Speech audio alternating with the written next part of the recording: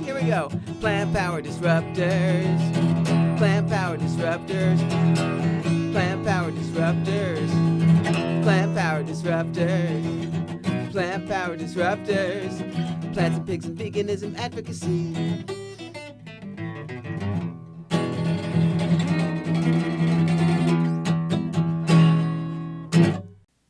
We are Plant Powered Disruptors. I'm the Sheeta Disruptor, and this is Philly Disruptor. And together we disrupt the fabric of reality to make this world a better place for all. And we're also Radiant Twins. Yes, we are the Radiant Twins. And today we're welcoming very special guest of ours, Eloísa Trinidad. Welcome to our show. Thank you so much. All right. Thank you so much for having me. I'm so excited to be here and be sharing space with you all. Right on. We really appreciate you being in here. All right, so here's the question. We're going to start you right off. When did you become vegan? So my vegan journey started in childhood. I was raised pescatarian by elders who lived off the land. So our diet was predominantly plant-based already. And I really saw just a disconnect between what they taught me and what I was experiencing. So my great-grandfather, who taught me how to just care for all animals and, would pick up a mango and tell me to put the little worm that was inside the mango back on the ground, would really instill in me all these values. But when we would go fishing, that was the first time that I really saw another being suffered and trying to get away from us. And so as a kid who was 6 years old, 5, 7, that really stuck with me. And even though what they taught me was really beautiful, and that connection between earth and soil and other beings, I realized at an early age that there was something missing in that equation. And so that's when I started my journey. And I just didn't want to hurt anyone. And so that was my first experience and how I started that journey. And it turned into a lifelong path for me. That's a beautiful story, and thank you for sharing. I actually have a very different background. I come from this huge megapolis urban environment, but I also made a connection at the age of 5 and also through the fish, seeing like my mom buying a fish in the supermarket and then them like swimming in our bathtub, and like next time I see them frying them. So I guess, that's just very disconnected experience, even though like people try to hide it from kids. Yeah, I think that, fish are so often, fishes, I should say, are so often forgotten, even within the animal liberation movement. And so I'm really glad that that was the first experience that I saw of someone suffering, because I think we still have such a long way to go in protection of fish welfare and aquatic animal welfare. Yeah, they say that fish are one of the biggest things that are killed on this planet. On the planet, fishes are the things that are killed the most. Yeah, I mean, we can't even quantify it because there is so much and there are so many fishes that are killed and aquatic animal within the fishing industry. And so it's a really hard number to quantify. Yeah, they don't even do it by numbers. They do it by tons. Mm-hmm. So Amazing. so that's a really powerful story. Thank you for sharing. So it prompted you to become an animal rights activist, as we understand. So what was the inflection point? When did you actually become an activist? Yeah, I didn't know what the word vegan was. I mean, I was a little kid. And so then in middle school, I started researching more. And then I came across a lot of Eastern philosophies that were very similar to the way that I was raised, regarding nonviolence. But still, I didn't know what the word vegan was. And later on, as I got older, that's when I learned what it was, at the end of middle school, the beginning of high school. And so then I realized, oh, there are other people who feel the same way that I do and who don't want to hurt other beings and who really want to minimize the negative impact that they have on others. And my first so my family has always been very active, and basically the way I was raised was if you see something wrong, do something about it. So we have always been very community driven, very community focused, and raised in, a tradition of mutual aid and in helping others.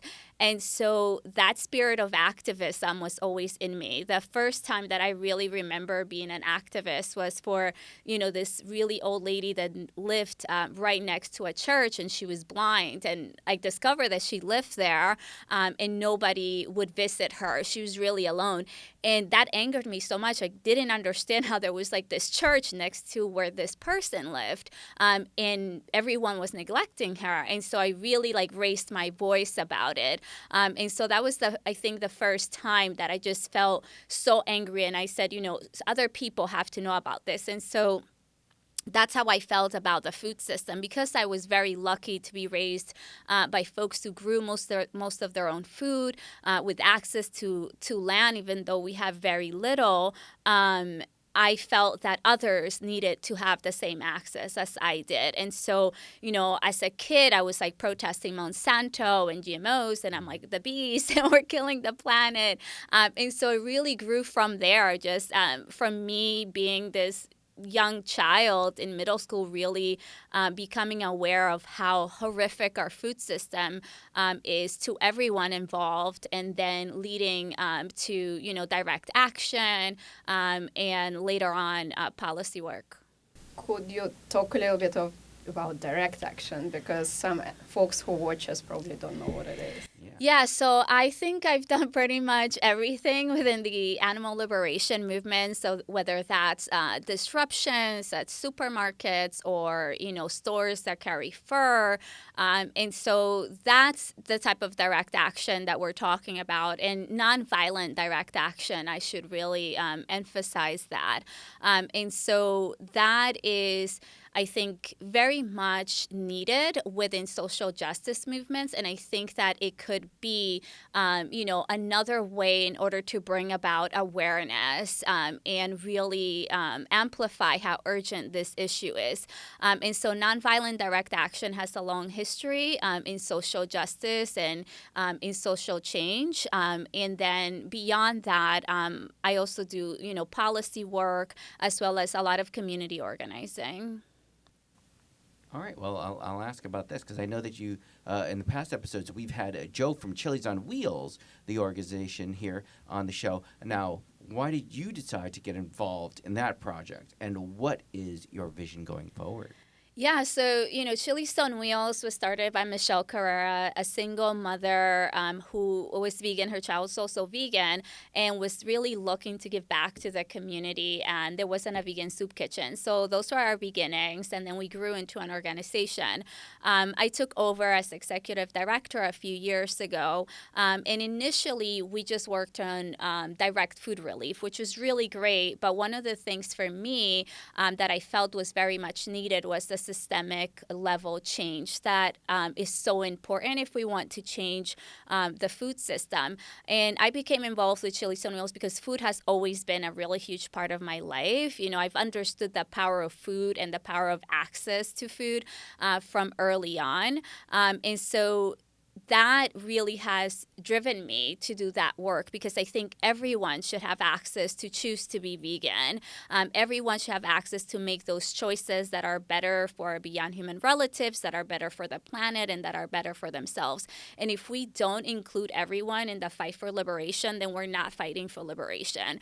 I believe that everyone has a role, whether you're an artist, whether you're a chef, whether you're a policymaker. And so there's so many communities that are often forgotten. One of the things that always stays with me when we do the work at Chili's on Wheels, and we're doing that on the ground organizing, is the folks who aren't housed, who are trying to really maintain those ethics, and who will not eat or try to eat animal-based products. And so I think that it's so important when we're talking about liberation praxis to include everyone. And so that's why I'm driven to do that work, because I think often we forget that there are folks that do not have the same privilege that we have when it comes to not just a budget to choose your clothing, to choose your body care products, or to choose your food, but even access to education. We see a lot in many different places around the world where that access is very limited, right? And,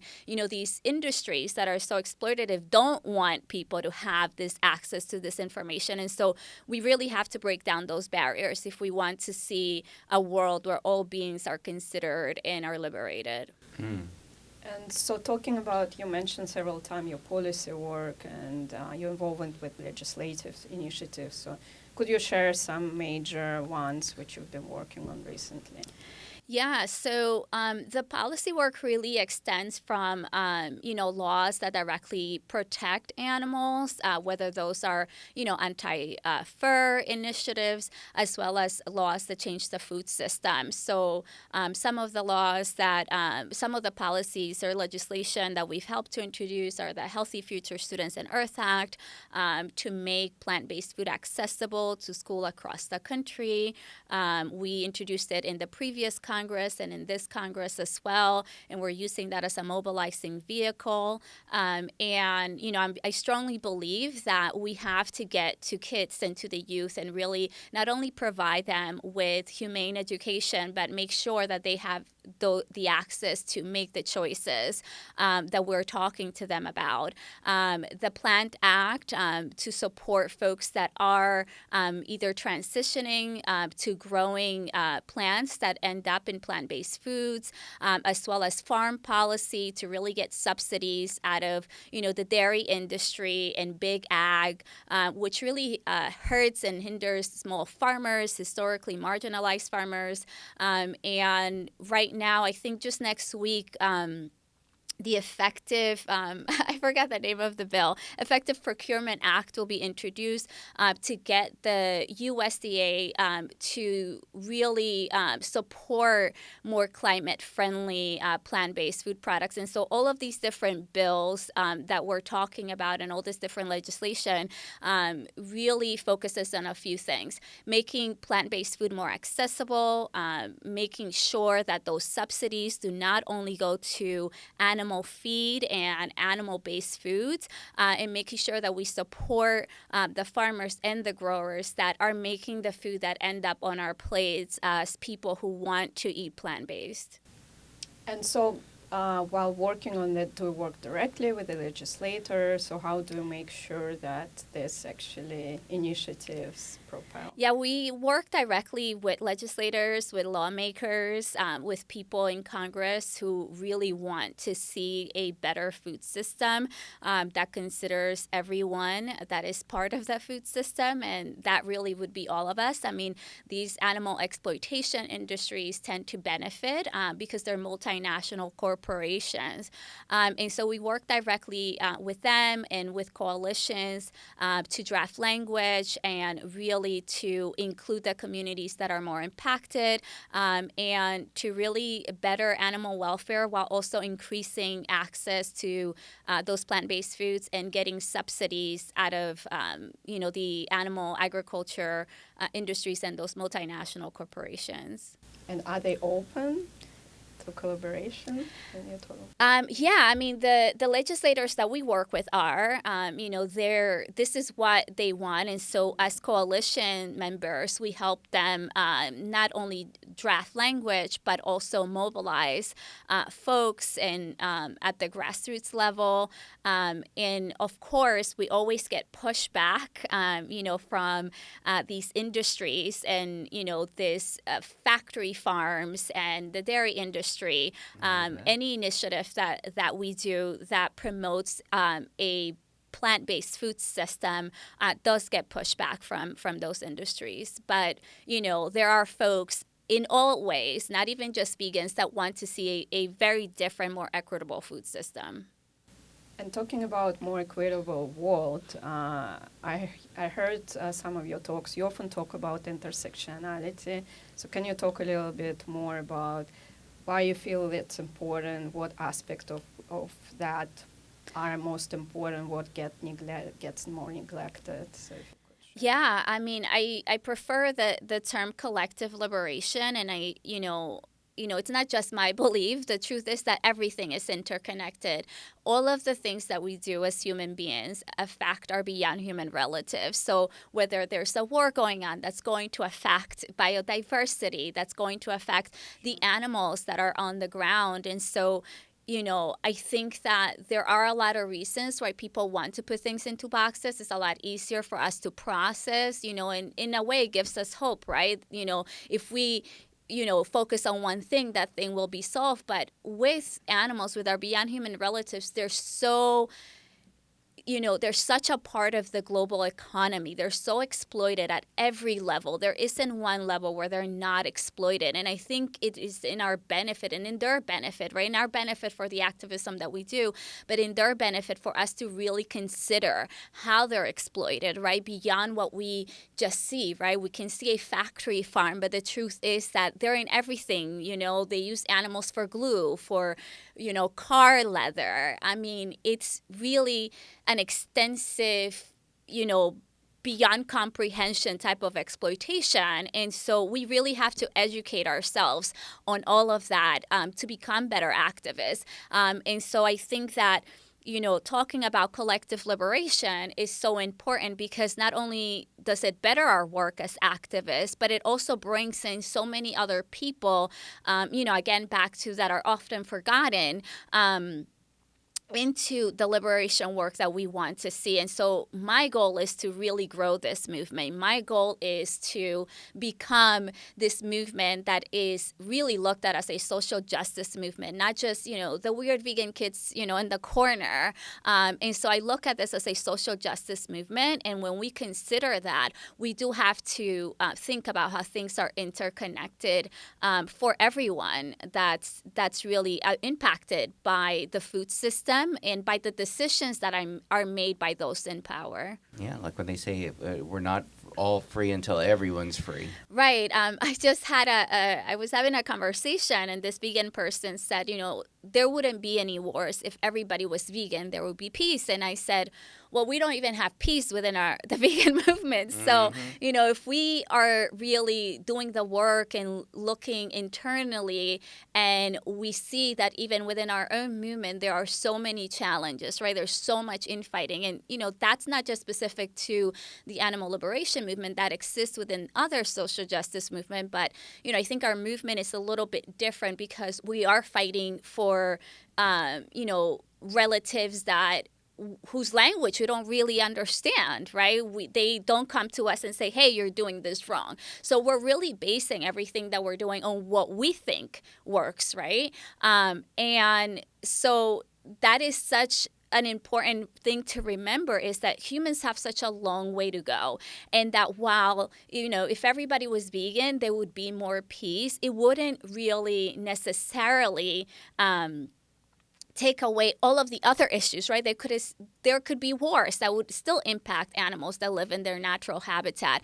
And so when I think of fighting for someone and being an ally and being an accomplice, I want them to have not just peace. I want them to have liberation. I want them to completely exist in the way that they're meant to exist. And so for me, it is very important to look at every being as an individual, not just bring my opinion and say, hey, they just exist within this realm, because they exist far beyond what we really understand. Yeah, it's true. But to be fair to our movement and to fellow activists as well, I think our liberation movement is really different just because we're in such a minority. I mean, everybody is fighting for the minorities, but there are just 1% who really understand us and understand and share our cause.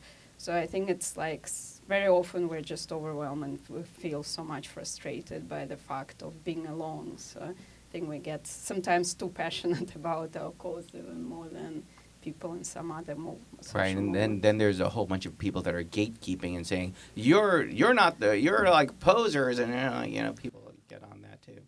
Yeah, I mean, I think You're not vegan enough. Right. Right. I think that there's a misunderstanding of what collective liberation is, or as other folks use, intersectionality of Can you where, break that down?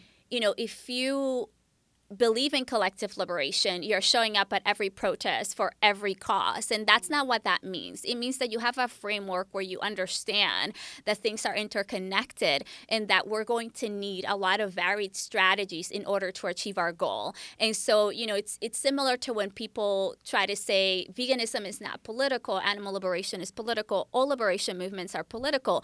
That doesn't mean that is, just a bipartisan issue. And so I think that defining terms is really important, and just understanding what the power exists, right? So if I understand that a liberation movement, the animal liberation movement, is political, I understand that people who are in power, who are making policy decisions, are deciding on the lives of those who I'm fighting for. That in and of itself is political. For collective liberation, I understand that these beings are being exploited in many ways. And so you understand that interconnectedness. And so I think that it's very important to clarify that, because a lot of people do think that it means showing up at every cause and doing everything. You can't possibly do everything and fight for everything. I mean, that just leads to burnout. Yeah, but what do they call that? Compassion fatigue? Compassion fatigue, burnout, more anger. All right. Now, I have a question. Are you ever faced with people that confront you about these sort of things, about intersectional and things like that, and tell you to be quiet and stick to the animals? Yeah, I mean, I think that people are going to tell activists to be quiet all the time. I mean, the animal exploitation industries are telling us to be quiet. Vegans are telling us to be quiet. I mean, there's so much of that. But my work really entails being the only vegan in the room. And so I am that voice there. And so when folks, say things like that because they don't understand the work that I do, I have to remember that in those spaces where there are no animal rights activists, where there are people who are not vegan, I'm the only one there. And that takes a lot of effort, is very challenging at times. And so I just don't listen to that, because if we are not at that table to speak on behalf of animals, who's going to be there? And so that's why it's so important to remember what our goal is. And I think, again, that just goes back to perhaps a lack of understanding and information on the work that is being done. Some of the greatest activists that I know, some of the activists that have achieved really great things, are people who believe in collective liberation, who are not on social media, who perhaps may not have ever attended, a disruption. And I admire those people because they really go up against a lot. They go up against directly industry in their face. And in order to do that work, you have to understand that, interconnected approach and that collective liberation approach. And we need to be that voice there, right, on behalf of those who we're fighting for. So I don't really listen to that. By the same token, sometimes I've been in meetings where we're talking to policymakers and they're like, you're just vegan people trying to save animals. And we're like, yeah, that's true. However, we're also trying to do all of these things that are going to benefit impacted communities and society at large and the environment. Are there any new projects that you're currently working on that you would like to share with us? One of the projects that we're working on right now is our youth steering committee. We're working on a lot of different projects, but the reason why I really love this project is because we're working with youth from across the country, and it's an internship program that lasts between 3 and 4 months, and they learn how to organize at the grassroots level, but they also learn systemic and systems levels change and work on federal policy. And that is so important because they're getting just this broad learning and understanding of what it's like to affect change. And so they're working, some of them are working on animal rights initiatives at their colleges, or getting a plant-based school food within their school. And then they also get to go to Capitol Hill and meet with legislators, with the executive office of the president, with the USDA. So they get to fight for what they believe in directly with the people that are making the decisions that are impacting the animals that they care about, the planet. And we have just seen such really great results. Just recently, I received an email from one of the students that attended the first year, and they started an animal group at their college, and they're having their first event. And so, things like that are really exciting because I believe that, some of these kids, when they come into the program, are not vegan. And so we really pair vegans and non-vegans in the program so they learn from each other. They all have different experiences in life. But one of the things that really brings them together is that they want to see, change and transformation for animals in this planet, and also for people to have access. And so, the Youth Steering Committee is probably the thing that I'm most excited about. These are the Congress people of the future. Yeah, and, I think that they are, and probably even beyond that. And, they're learning grassroots work. One of the students recently emailed us because he is making sure that that migrants have access to plant-based food. And so they're bringing, the message of veganism in every way, whether it's at their college or, the community organization that they work with, or to the legislators that are making decisions that are impacting them. Are there any sources or maybe social media platforms or your presence on social media platforms you want to share with? Yeah, Vegan Activist Alliance is really focused on animal activism and ending, this large-scale animal exploitation that we're seeing. And so if you are just starting out, or even if you're a seasoned activist, or if you're trying to go vegan, just reach out to us on social media, Vegan Activist Alliance, and also Chili's on Wheels. And my personal social media is Elogata, and I'm on Instagram. Right on. Ladies and gentlemen, you've been watching Plant Powered Disruptors, and our lovely guest is Eloísa Trinidad. Please give it up for her. So awesome. All right, and also definitely check her out on all the media things. Like and follow, and same thing for us too. Like and follow us too. Yeah, right on, sure. right on. And let's give it up to the people in the studio that's been working so hard here behind the camera. Give it up. Yes, and Angela, rockin'. Thank you so much for coming, Eloísa. It was great having you, and a lot of very useful and educational information. Thank you for having me, and congrats on the show. It's very, there's a lot of cameras here. I know you all can't see it, but this feels really intense with the lights, but this is amazing, and I'm really proud of both of you. Here we go. Plant Powered Disruptors. Plant Powered Disruptors. Plant Powered Disruptors. Plant Powered Disruptors. Plant Powered Disruptors. Plants and pigs and veganism advocacy.